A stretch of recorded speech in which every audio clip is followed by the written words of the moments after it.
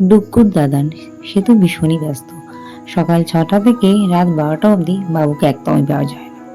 কিন্তু যখনই এখন বাড়িতে থাকে, ডুক্কু দাদান দাদান করে পাগল করে দেয়। তাই ডুক্কুকে নিয়ে সময় পেলেই বাবু একটু বাইরের দিকে যায়। ওকে খাওয়ানোর পর আমি আজকে সকাল সকাল আগে বেডশিটটা চেঞ্জ করে নিয়েছিলাম, কারণ আগের বেডশিটটা প্রায় 5 দিন হয়ে গেছিল। তাই ভাবলাম আজকে একটু চেঞ্জ করে দিই, কারণ আজকে একটু রোদ উঠেছে। ওইদিকে আমি সব চেঞ্জ করার পর আমি আমার চা নিয়ে বসে গেছি। ওই নিয়ে 2-3বার চা গরম করা হয়ে গেল, কিন্তু আমার একদমই সময় হচ্ছিল না। ওদিকে হলো আজকে একাদশী, মা তাই জন্য সকাল সকাল আগে রান্নাটাই করে নিল, কারণ পুজো করে রান্না করতে অনেকটাই লেট হবে। তাই মা বলল তাহলে আগে রান্নাটা করে নিই। ওদিকে আজকে মা করেছে ধোকা। আজকে যেহেতু শনিবার, এই জন্য আমরা নিরামিষ খাই।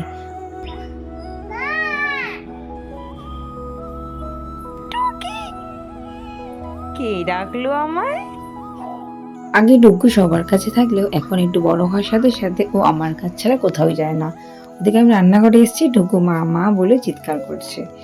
আর ডিম্মা বাড়িতে এসে দাদান আর ডিম্মার পাশাপাশি ও যাকে খুব ভালো চেনে সে হলো এই মিঠাই দিদি, আমাদের পাশের বাড়ি ছোট্ট মিঠাই। ওর সাথে ডুগ্গু বেশ খেলা করে আর ওকে দেখলে ও আনন্দ পায়।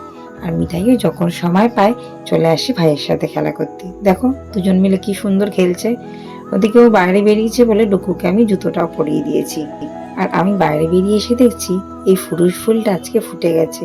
এর আগেই করিয়ে এসেছিল, তখন আমার আর দেখা হয়নি।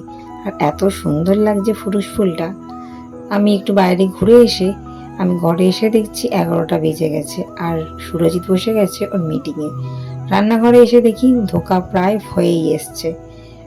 তারপর দেখছি যে ডুক্কু চলে গেছে বাইরের দিকে। তাই ভাবলাম আমিও একটু পিছন পিছন ঘুরে আসি। আর বাইরে যেতে দেখছি বৃষ্টি শুরু হয়ে গেছে। ওই জন্য ডুক্কু মিঠা দিদির সাথে আগে আগে চলে এসছে, আর ওদের পিছন পিছন যাচ্ছি আমি। আজ এসছে ডুক্কুর মামা দাদু। দিদাকে নিয়ে যাওয়ার জন্য মামা আর ভাই এসছিল। আর তারপর যখন চলে যাচ্ছে মামা, ডুক্কুর হাতে দিয়ে গেল ওর লজেন্স খাওয়ার জন্য কিছু টাকা। ছোটবেলায় যখন আমরা এরকম ছিলাম, মামা মাসি পিসি সবাই আমাদের কিছু না কিছু দিয়ে যেত। যাই হোক, অনেকদিন দিদা এখানে ছিল, এখন যাচ্ছে মাসির বাড়ি।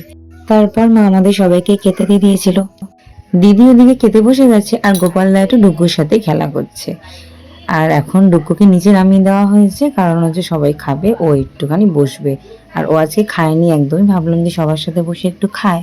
ওদিকে আমি চলে এসেছি পাশের ঘরে বাবুর মাল্লি খাবো বলে। তারপর খাওয়া দাওয়া করে রেস্ট নিয়ে একটু ঘুমিয়ে নিয়েছিলাম। আর বিকাল হতে মিমোর সাথে আর বাবাইয়ের সাথে এখনো বেরিয়ে পড়ছি একটু ঘুরতে। আজকের ব্লগটা তাহলে এখানে শেষ করছি। দেখা হবে অন্য কোনো ব্লগে। আজকের মতো টাটা।